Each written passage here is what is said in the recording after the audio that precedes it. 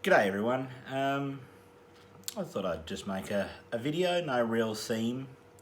I'm going to call this Random Heavy Gems plus Other Treasures. So it'll be mostly metal, a little bit of other stuff as well.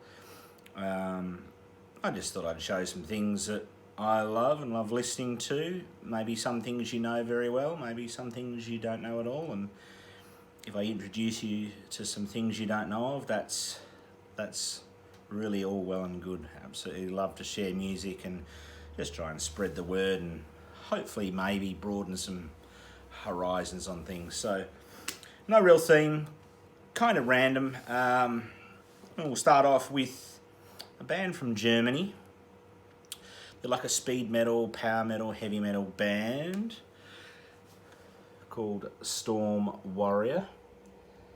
And this is my favourite album of theirs called Heading North. This is their third album, sorry. And very, very outstanding. One of my favourite power metal bands of all time.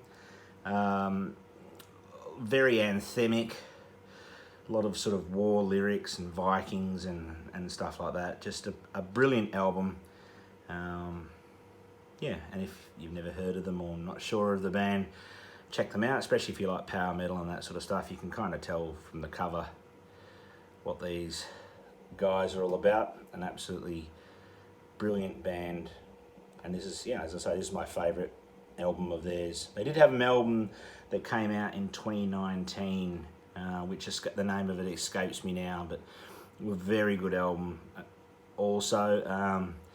They're very consistent. You pretty much know what you're going to get, but also the quality is consistent as well. So outstanding band, Storm Warrior from Germany.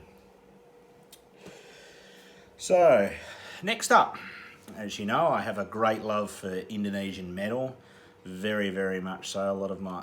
A very large percentage, or a decent percentage I should say, of my collection is Indonesian metal for sure. And this is one of my favourite bands from Indonesia. The band is called Siksa Kabur, and the album is called Tentara Merah Darah, the Blood Red Army. And this is their fourth album, maybe my favourite. Podium, I Cry, I love all.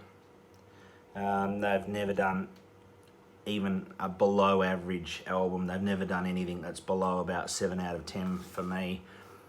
Just outstanding death metal. Indonesia does death metal so well. It's just their absolute meat and potatoes. It's their bread and butter, you know. It's just, they're so good at doing it. This is one of the big bands now. I've seen these guys quite a few times. They're from Jakarta, they're from the capital. Brilliant death metal album, brilliant death metal band, a lot of hooks, big on riffs and getting you hooked in with those big death metal riffs. And yeah, I love this album very much. Siksa Kabur. Next, a treasure. And if you grew up in the 80s, especially if you were sort of like an early teen in the 80s, or even a little bit younger than that, this band was pretty big in the mid-80s, 86, 87, especially this album. This is their debut album, and I'm talking about the band Timbuk III. Have we got all that in there? Yeah. Timbuk III. This is their debut album called Greetings from Timbuk III. And as I say, if you're a kid in the 80s, you would have remembered the big smash song off this album called My Future's So Bright, I've Got to Wear Shades. That came off this album. Classic song. I know it's kind of overplayed, although not so much these days, but it was very much overplayed in the 80s. But I still love that song. Real catchy chorus and a very iconic song of the 80s. But there's a lot of other good songs on here. Hairstyles and Attitudes is a really good song. Shame on You is a really good song. Just sort of good rock, a little bit of sort of southern rock sound to the rest of the album, maybe not quite so much. From Austin, Texas. Great album that I really do listen all the way through. It's not just for the hit single that's on there. I bought this at the time when that song came out. I'm going to say, what does this say? 1980. I haven't got my glasses. It's either 86 or 88. I think it was 1986, but I could be wrong. It might have been 1988. But yeah, classic album. So that's one of the other treasures that I wanted to show today. Next up, back to some metal, heavy metal band. Band that I've spoken about before, that Aaron the Metal Theologian really got me onto. I did remember hearing about them a little bit in the 80s, but not so much. And Aaron the Metal Theologian, as he's done with a lot of bands and records and music, highlighted this band on one of his videos. And yeah, last year they reissued the only 2 albums they ever released. One full-length studio album, and this one, which you can call it an EP, you can call it like a compilation of early recordings. It's technically classed as an EP, but I'm talking about the band Messiah from Detroit. Absolutely brilliant. I showed Final Warning in a previous video, which was the only sort of proper studio full-length album they released, and they also released this, which is, yeah, technically it's an EP. What have we got on there? We got 8 songs, but 3 of those are sort of demos, and the rest is the actual EP. The EP is actually called Going Insane. I know it doesn't say it on the front there, but it's called Going Insane. Brilliant melodic heavy metal. I really love the song Lucifer on here, which actually has the same spoken intro that Iron Maiden Number of the Beast has on it. The let him who hath understanding reckon the number of the beast, for it is a human number. Its number is 666. Little slightly different on the intro to the song Lucifer on here, but it's effectively that same spoken word intro that here on Iron Maiden's Number of the Beast. So there's a little bit of a fun trivia fact for you. But yeah, brilliant album. So glad I picked up the 2 reissues that came out on, I'm pretty sure it was High Roller.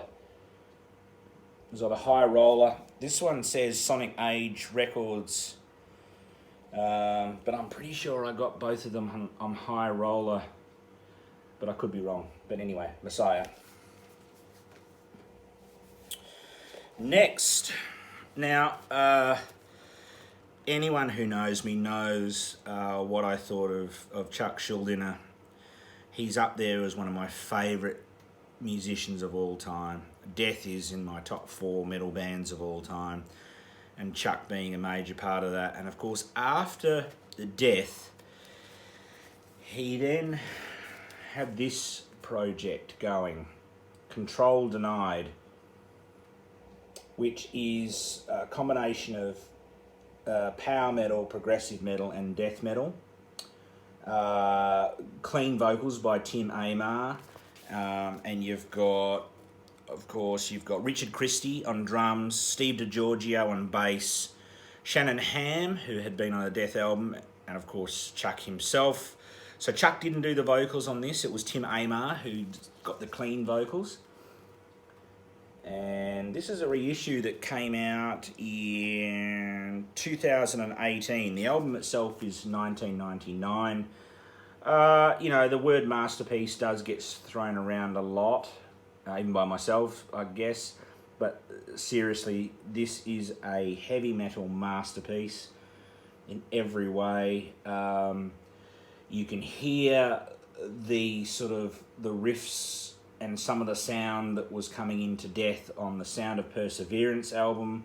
You can actually hear a little bit of the spiritual healing riffs on here as well.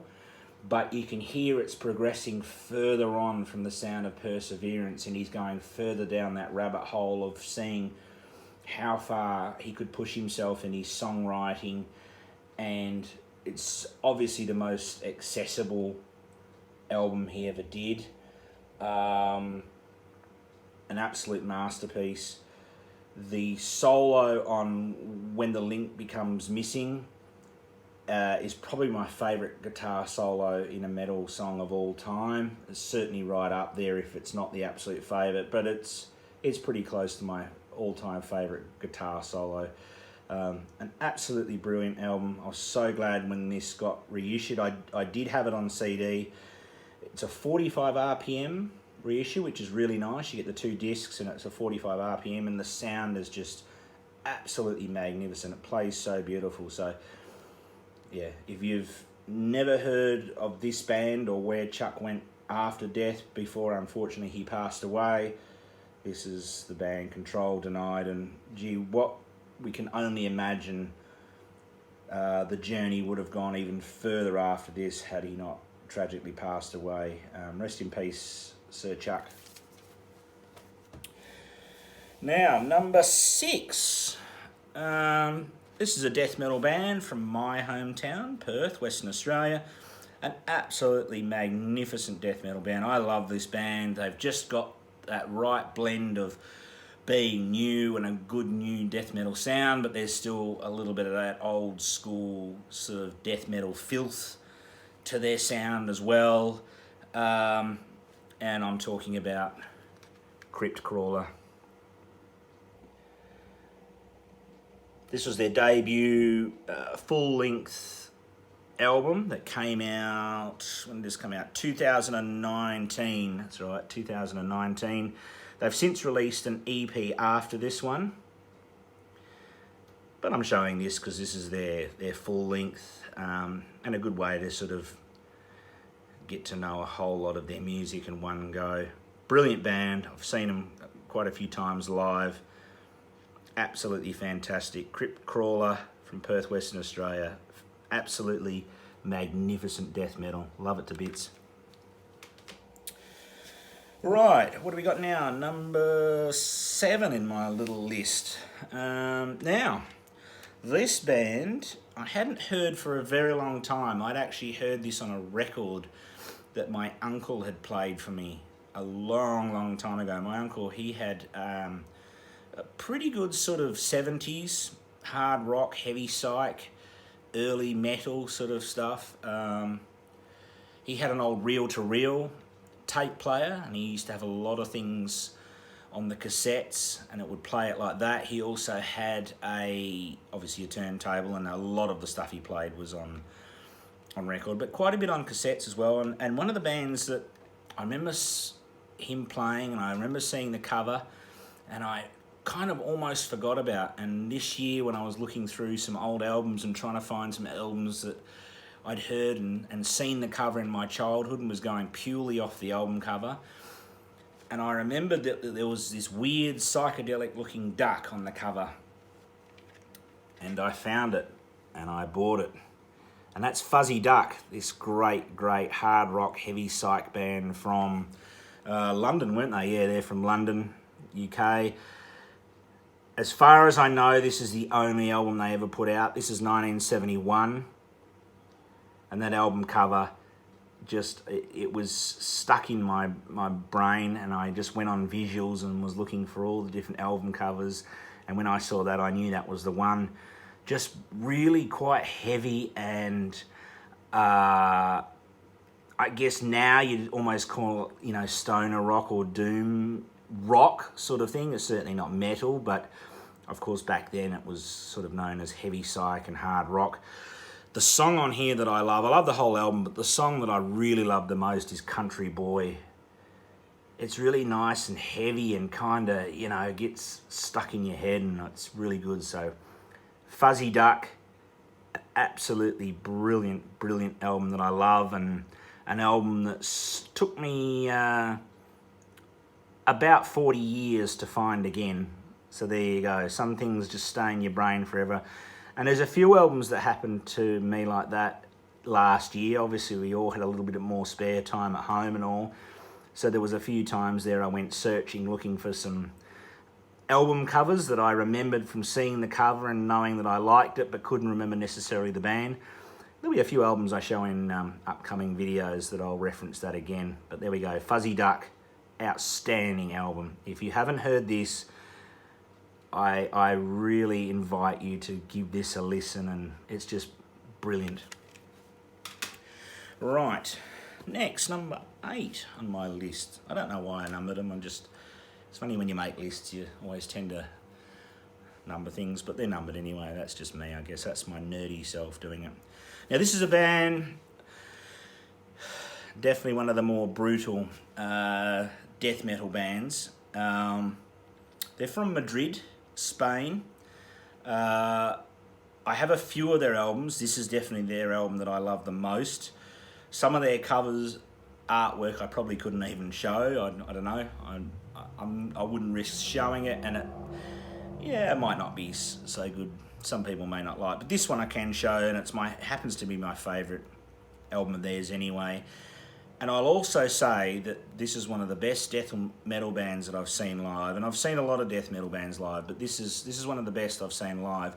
And one of the reasons for that is the vocalist, his growls live and his ability to change the styles of growls and make it interesting and vary the different depths of the growls and so forth is probably one of the best growls I've seen live, and his ability to change it. The only one that I reckon that's maybe even a bit better or about the same and in that same way of talented is Travis Ryan of Cattle Decapitation. I think he's magnificent live.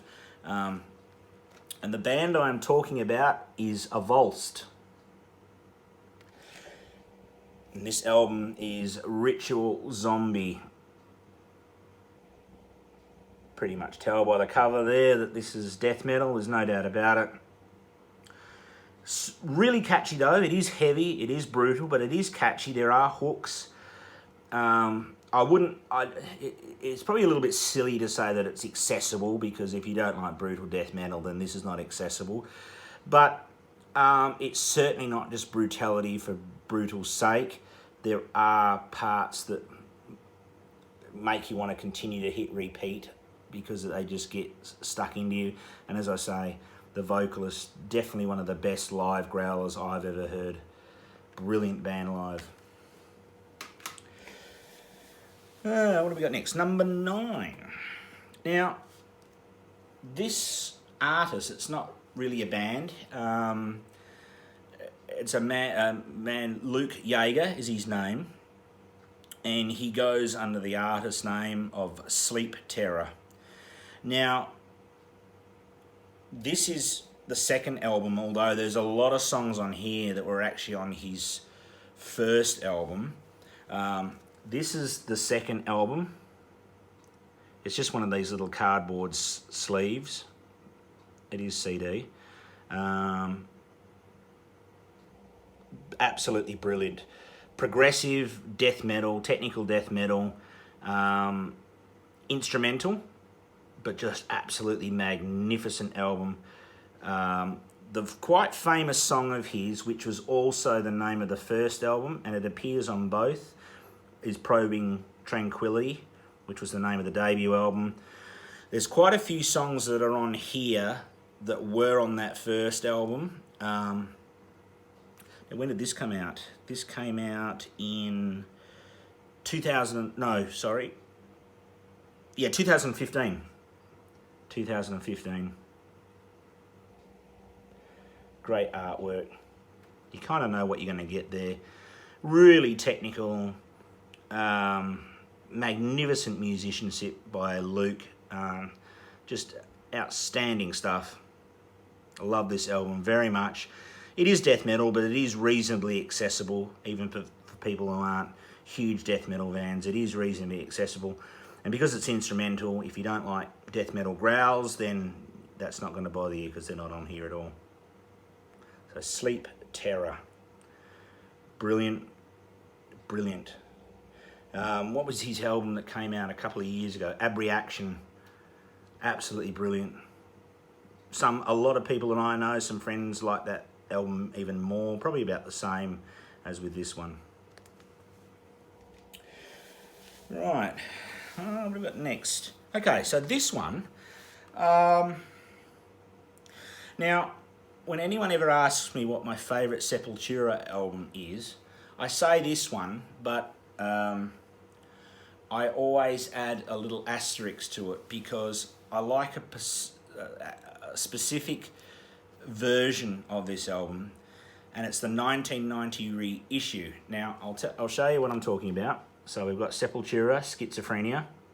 My favourite Sepultura album, especially the 1990 reissue, because it has a re-recorded version of Troops of Doom, which is my favourite Sepultura song. The original Schizophrenia album, it didn't have Troops of Doom on, but it does appear on this, and it's re-recorded, so it's a little bit better recording, I reckon, and version of the earlier version of Troops of Doom, and it only appears on the 1990 reissue version of this album. So this is my favourite Sepultura album with the re-recorded Troops of Doom track on it. But I absolutely love this album. Escape to the Void, Troops of Doom, just an absolutely magnificent album. It's thrash, but it's just got that little bit more brutality that I love about the early Sepultura albums. And I think this is just magnificent. Love this album very much. Right, how about some avant-garde metal?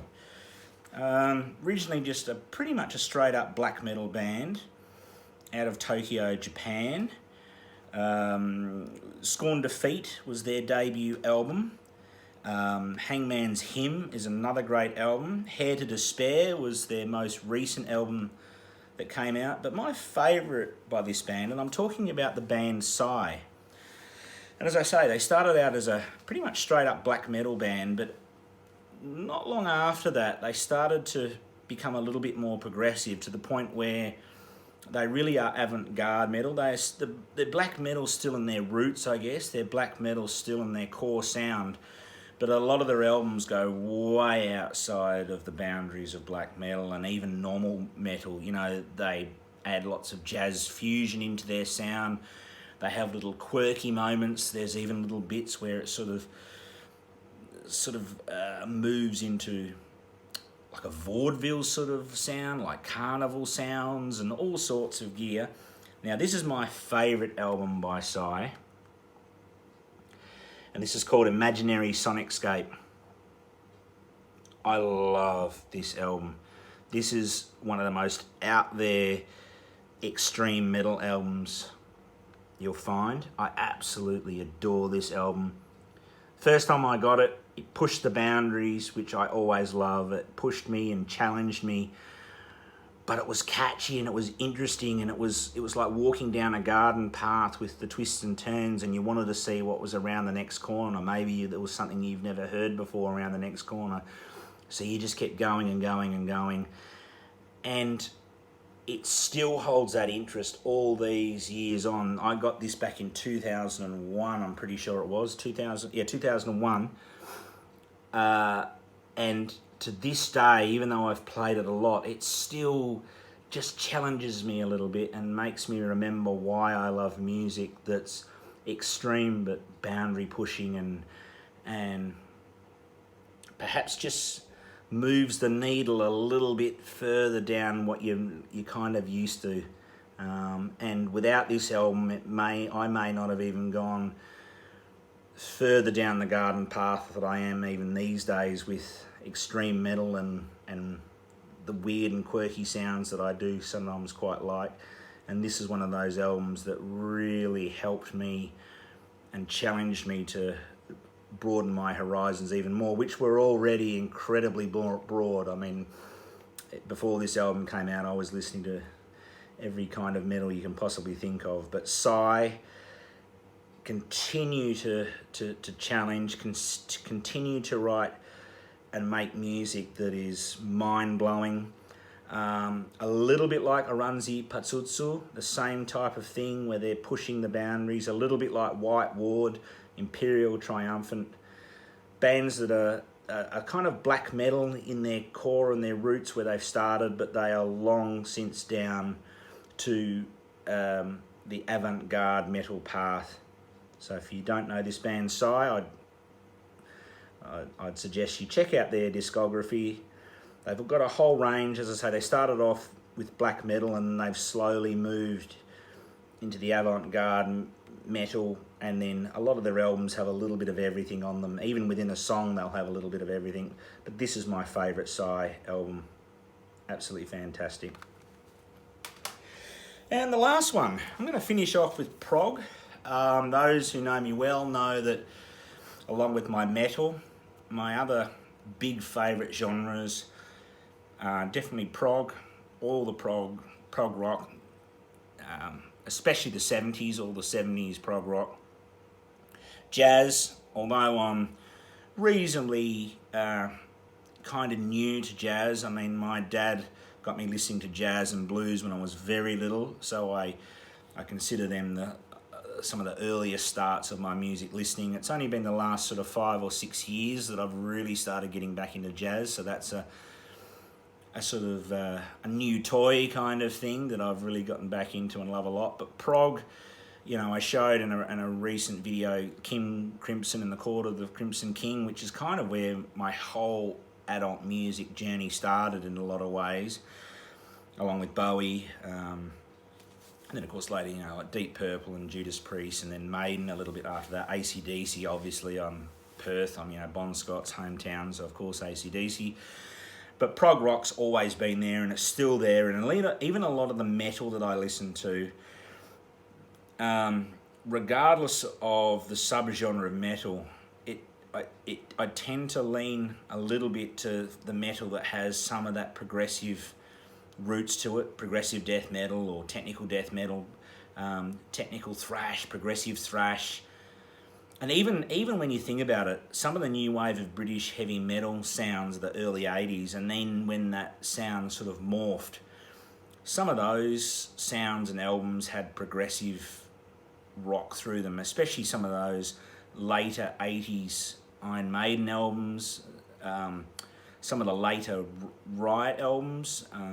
Privilege of Power was kind of getting a bit progressive as well, so the prog is always there. It's just always the undercurrent of pretty much a lot of things that I listen to. So with that big long-winded talk about how much I love prog, I'm going to finish off my little video with one of my favourite prog albums of all time by one of my favourite prog bands and bands overall.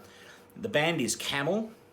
I absolutely adore Camel, especially the 70s albums, and pretty much every one of their albums, but all the 70s albums, and then into the 80s with Stationary Traveller I have. But this is my favourite Camel album, Moon Madness. It is one of my absolute all-time favourite progressive rock albums, and just one of my all-time favourite albums overall. I absolutely adore this album from start to finish. This is a gatefold. There we go. Now this is a reissue. This was a 2013 reissue that I got. I did already have it on the CD. This used to be played to me by my uncle, my dad, back in the 70s. Loved it then, love it now. Another Night, one of my all-time favourite songs. I absolutely love that song. I love Camel, and yeah, this is my favourite Camel album and one of my favourite prog rock albums of all time. Just a masterpiece. There you go, I'm using it again, so that's twice in the same video. But yeah, this really is a masterpiece. 10 out of 10. I can't fault this in any way. So there we go. That's just some random heavy gens, and just some other little treasures that I wanted to show, things that I love and are dear to me, and hopefully I've shown you some things that maybe you don't know about, maybe you do, but it's just jogged your memory to go and listen to them again if you have them or love them. Little shout out to Ron Haggerty. Congrats, my friend, on getting to 6 years in the VC and posting videos. I'd like to just say thanks again to Aaron, the Metal Theologian. I had been thinking about doing videos for quite a while, and he has helped me a lot and gave me a good little push, the last hurdle there, just to get me going. And I'm really enjoying doing these videos, and I hope you're enjoying watching them.